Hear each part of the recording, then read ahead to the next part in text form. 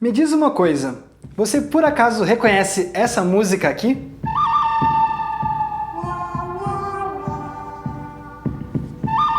Provavelmente sim, não é? Então que tal se a gente falar do cara responsável por essa sequência de notas tão inesquecível?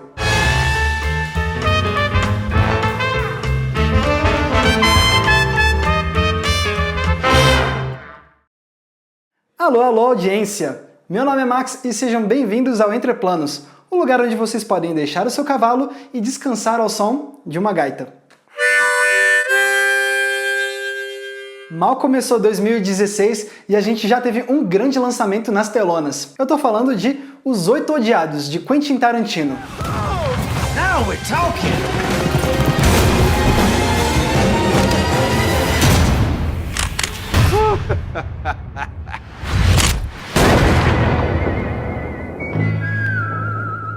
Eu lembro que quando estavam saindo as primeiras notícias sobre esse novo filme do Tarantino, eu estava muito empolgado, não só por ser fã do cineasta, mas também porque eu descobri que a trilha sonora ia ser escrita por Ennio Morricone. Ennio Morricone, para quem não conhece, é simplesmente o maior compositor da história dos filmes de faroeste. Eu digo mais, ele é também considerado um dos maiores compositores de cinema de todos os tempos. Ele hoje está com 87 anos e fazia mais de 30 anos que ele não escrevia músicas para um filme de faroeste. Então esse foi o retorno do maestro do faroeste ao gênero que consagrou ele tantos anos atrás. Por isso, hoje a gente decidiu contar para vocês como foi que o Ennio Morricone revolucionou a maneira de se escrever música para o cinema. Antes da gente começar a falar sobre como o Morricone já chegou arrebentando no cinema, é importante a gente relembrar como eram as trilhas sonoras de faroeste antes da chegada dele. Os principais faroestes que vieram antes do Morricone, aqueles feitos lá nos Estados Unidos, tinham trilhas sonoras escritas por alguns dos maiores compositores da indústria naquela época. Entre eles estavam nomes como Dmitri Tiomkin, Victor Young, Elmer Bernstein e meu xará, Max Steiner. Geralmente, essas trilhas sonoras eram fortemente orquestradas e ainda muito enraizadas na tradição da música erudita.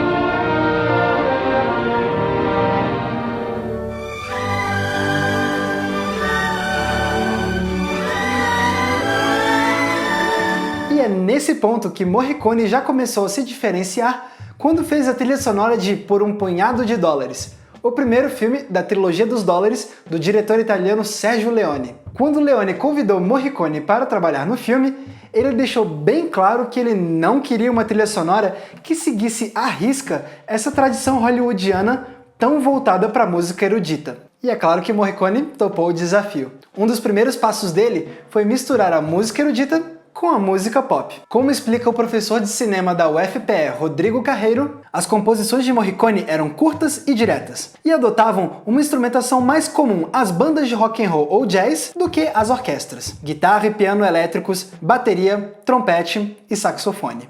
Mas a experimentação de Morricone não parou por aí. Ele também quis incorporar características de um movimento que ele admirava bastante, a música concreta. De forma resumida, a música concreta pode ser definida como um estilo que usa sons produzidos por objetos considerados não musicais por tradição. Sabe, coisas do nosso cotidiano, como baldes, serras, escadas, martelos, etc. Para incorporar elementos da música concreta nas trilhas sonoras que escrevia, Morricone teve a ideia de usar sons dos ambientes em que as histórias se passavam. Por isso temos sons de sinos, galopes de cavalo, chicotadas e assovios como parte integrante da música. Isso sem contar quando um som ambiente inspirava por completo uma melodia. Esse foi o caso, por exemplo, do tema principal de Três Homens em Conflito, que foi baseado no som dos coiotes do Velho Oeste.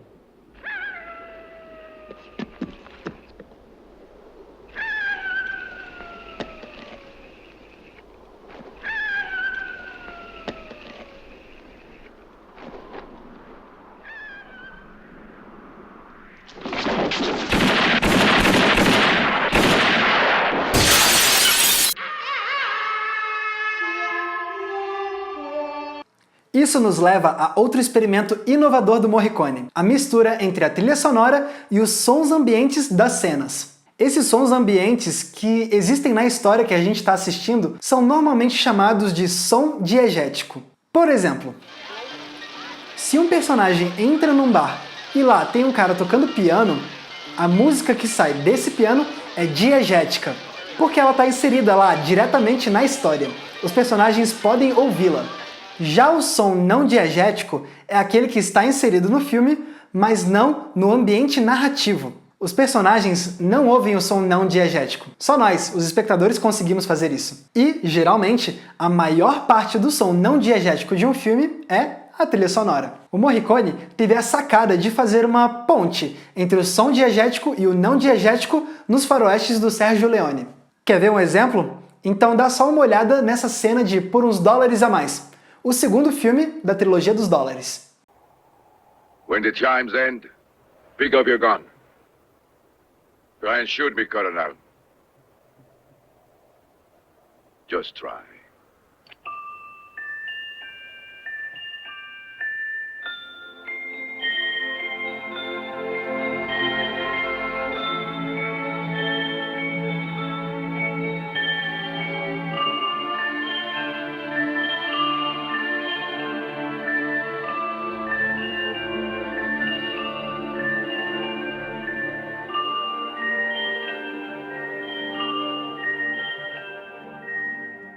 A música que sai do pingente do personagem é diegética. Os próprios personagens falam sobre ela, eles podem escutá-la. Mas você reparou que a música do pingente vai pouco a pouco se misturando com os violinos da trilha sonora? Essa é a tal ponte que eu estava falando. Uma transição muito bem feita entre o som não diegético e diegético do filme. Essa era uma prática pouco comum até então, o que mostra o nível de experimentalismo do Morricone.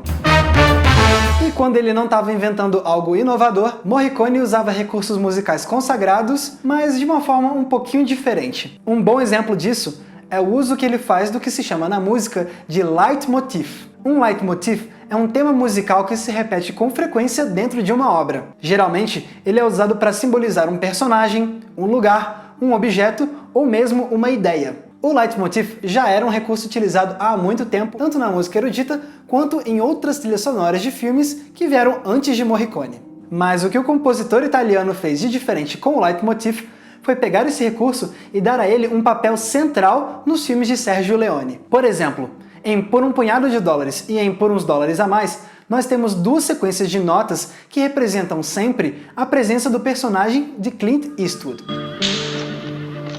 My mistake. 4 coffins.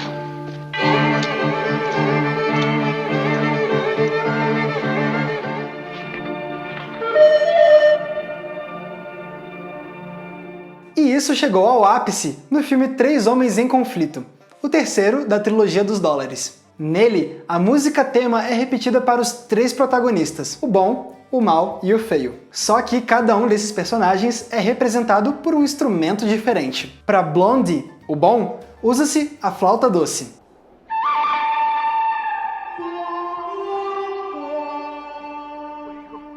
Para Angel Eyes, o mal, é usada uma ocarina de som mais grave.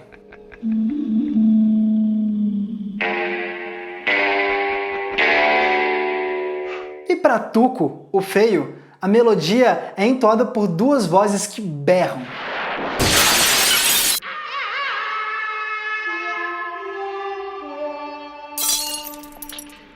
Mas o legal mesmo é analisar como o uso do leitmotiv nesse filme é entrelaçado com o propósito da história. Como apontam vários estudiosos, os protagonistas de Três Homens em Conflito podem ser vistos como três manifestações diferentes de uma mesma personalidade. Apesar de serem bem diferentes, o bom, o mal e o feio também têm muita coisa em comum. Como aponta Marina La Rocca Coser em um artigo acadêmico sobre esse assunto, durante o filme, o conceito de bom e de mal se perde e se mistura em todos os protagonistas.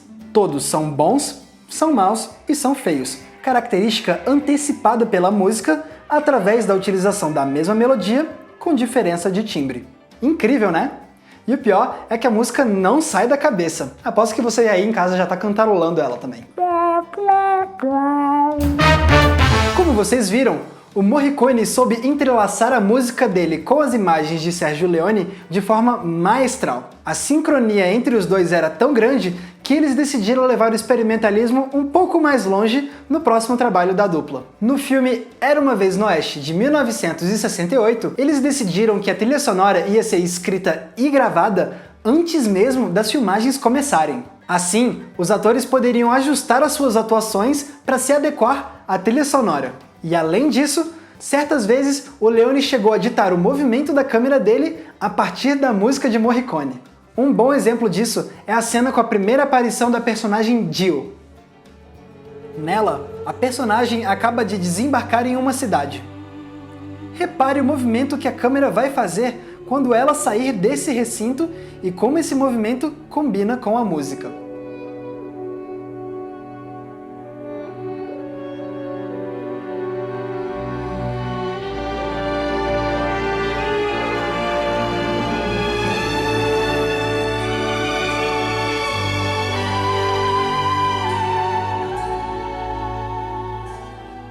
Normalmente você acharia que para essa cena a música teria sido gravada em cima da imagem, mas a gente já sabe que, nesse caso, o que aconteceu foi o oposto. Para esse trecho, Leone ajustou a velocidade dessa subida de câmera para se adequar ao tema musical. Assim, imagem e som atingem o seu ápice ao mesmo tempo. Esse trabalho da imagem a partir de uma trilha sonora original gravada antes das filmagens permanece até hoje como uma prática pouco comum nas grandes produções cinematográficas. Mas como será que a indústria de cinema reagiu a todas essas inovações da dupla Leone e Morricone?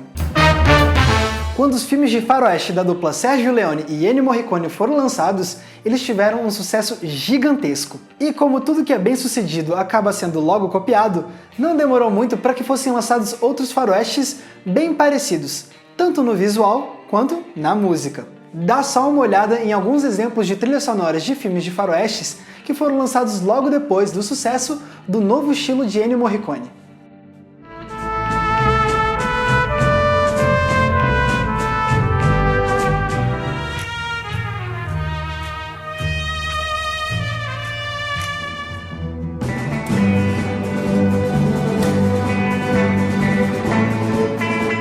Alguns compositores, inclusive, pareciam não fazer esforço nenhum para disfarçar que estavam imitando o Morricone. E sim, eu tô falando de você, Bruno Nicolai.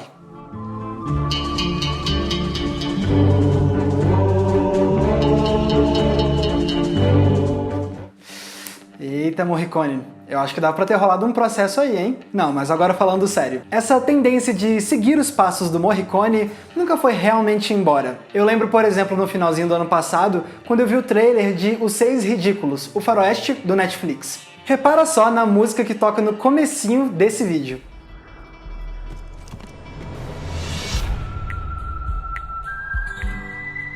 Ou seja, o Morricone se tornou um ícone décadas atrás e, felizmente, ele se manteve nessa posição até hoje. E é claro que o maestro italiano serviria de inspiração não só para músicos, mas também para cineastas das gerações seguintes. Um deles, inclusive, fez questão de usar várias músicas do Morricone em algumas das suas obras. E é claro que estamos falando de Quentin Tarantino. O diretor americano usou músicas de Morricone em Kill Bill, Bastardos Inglórios e Django Livre. Inclusive, quando ele estava preparando Bastardos Inglórios, o Tarantino chegou a convidar o Morricone para escrever a trilha sonora do longa-metragem. Mas o músico italiano acabou recusando o trabalho por estar envolvido em outros projetos naquela época. Então o Tarantino teve que se contentar em usar músicas do Morricone de filmes que já existiam antes.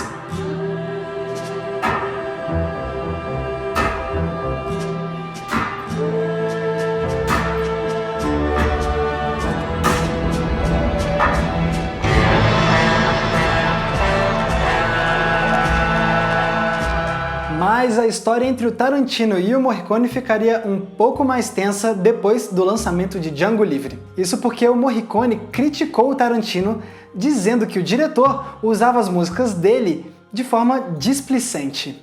Vixe!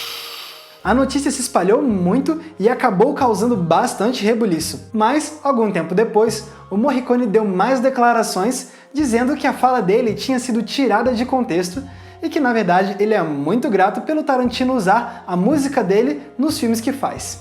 Oh, que coisa linda é a amizade! E parece que as coisas realmente se resolveram entre os dois. Afinal de contas, o Morricone acabou aceitando o convite do Tarantino na hora de escrever a trilha sonora dos Oito Odiados. Então olha só que beleza!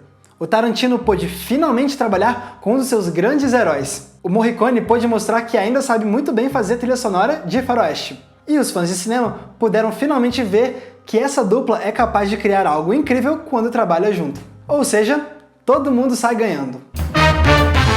Mas e aí? O que vocês pensam? Vocês já eram fãs do Morricone antes? E o que vocês acharam da trilha sonora do novo filme do Tarantino? Fiquem à vontade para escrever aqui embaixo nos comentários as opiniões de vocês. Lembrando que, se vocês quiserem conferir as nossas fontes e links para outras coisas legais relacionadas a este episódio, é só dar uma olhada aqui embaixo na descrição do vídeo. E como eu sei que vocês são a audiência mais rápida do Oeste, eu sei que a essa altura vocês já curtiram o nosso vídeo e se inscreveram no nosso canal. Caso vocês ainda não tenham feito isso, vai lá, não fica para trás não, clica nesses botões que assim vocês não perdem nenhum dos nossos próximos episódios. Mais uma vez, muito obrigado pela audiência, um abraço e até a próxima sessão.